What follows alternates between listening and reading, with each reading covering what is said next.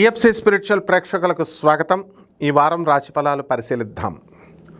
ఓం వసుదేవసుతం దేవం కంసచాణూరమర్దనం దేవకీ పరమానందం కృష్ణం వందే జగద్గురుం.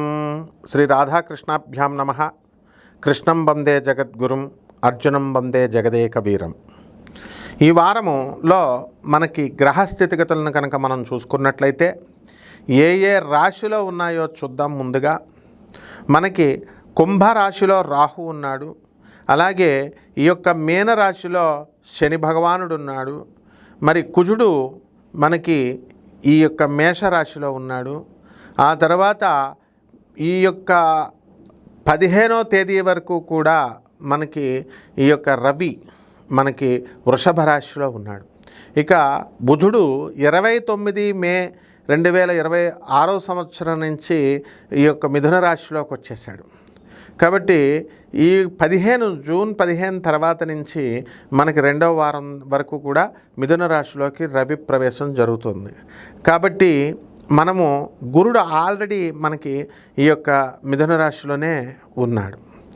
ఈయన 2 జూన్ 2026 సంవత్సరం తర్వాత మనకి కర్కాటక రాశిలోకి రావడం జరుగుతుంది. అలాగే సింహరాశిలో కేతు ఉన్నాడు. వీటిని బట్టి ద్వాదశ రాశుల వారందరికీ కూడా ఒక్కొక్క రాశి వారీగా ఎలా ఉంటుందో చూద్దాం.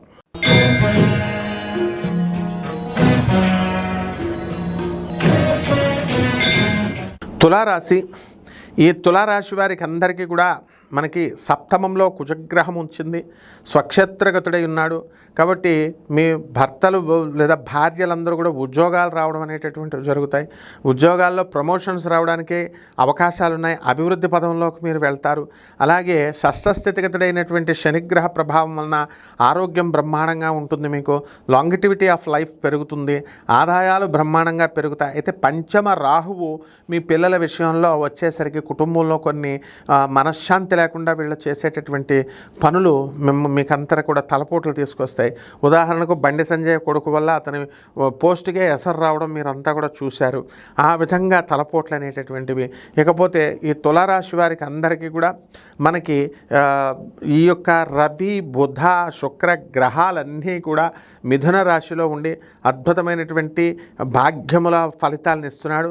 బంగారాన్ని ఎవరికి ఇవ్వకండి. ఇచ్చినట్లయితే అవి కోల్పోవడానికి అవకాశాలు ఉంటాయి. అదేవిధంగా కేంద్రంలో ఉన్నటువంటి గురుగ్రహ ప్రభావం వలన మీకు అద్భుతమైనటువంటి డాంబికమైన ఆచారంతో పాటు పనులు అవ్వడం కూడా జరుగుతూ ఉంటాయి.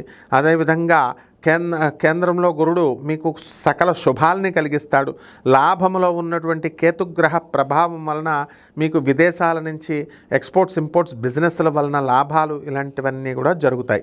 పరిహారాల దగ్గరికి వచ్చేసరికి రవి జపం చేసుకోండి. రవి స్తోత్రాలు చదవండి. రవికి కిలోంపావు గోధుమల్ని ఈ యొక్క ఆరెంజ్ కలర్ వస్త్రాలనిచ్చి పేద బ్రాహ్మణులకి ఆదివారం నాడు ఉదయం 6 గంటలకి దానం చేసుకోండి. అలాగే దశమహావిద్యల్లో ఒకటైనటువంటి త్రిపుర భైరవి అమ్మవారి యొక్క హోమాన్ని, ఆమె యొక్క మంత్ర జపాన్ని మీరు చేసుకోవడం ద్వారా బ్రహ్మాండంగా ఉంటుంది. అలాగే ఈ యొక్క జిల్లేడి పువ్వులను సూర్యనారాయణమూర్తికి, పసుపు పువ్వులను సూర్యనారాయణమూర్తికి వేయండి. ఆదిత్య హృదయాన్ని చదవండి. ఒక మర్రి చెట్టుని ఓడల్ని తర్వాత ఆ యొక్క వేళని తీసుకొచ్చి త్రిమూర్తుల వ్రతం జరిపించుకోండి. ఒక రావి చెట్టుని పెంచండి. మీ ఇంట్లో పెంచాలి. కుండీలో వేసి అది పెద్ద అయిన తర్వాత తీసుకెళ్ళి బయట రోడ్డు మీద ఖాళీ స్థలంలో మీరు వేసి రోడ్లపైన దాన్ని పెంచాలి. ఈ విధంగా చేస్తే మీ వంశం బ్రహ్మాండంగా ముందుకెళ్తుంది. శుభమస్తు.